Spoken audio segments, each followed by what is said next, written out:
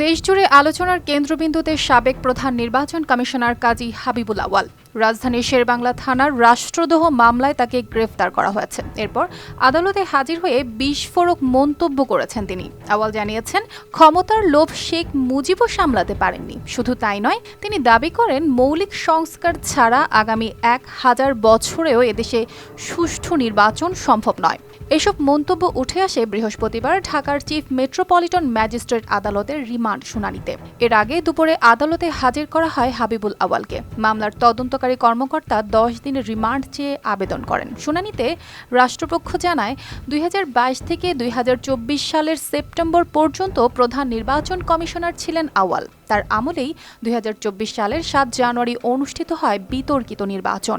রাষ্ট্রপক্ষের ভাষ্যে সেই নির্বাচন ছিল ডামি, একতরফা এবং প্রহসনের।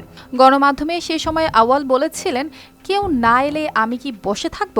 ভোটের দিন তিনি কখনো বলেছিলেন 27%, আবার ঘণ্টাখানেক পর 40% ভোট পড়েছে, যেটা নিয়ে প্রশ্ন তোলেন অনেকেই। অথচ বাস্তবে ভোট কেন্দ্রে মানুষের দেখা মেলেনি, ঘুরে বেরিয়েছে কুকুর আর বিড়াল।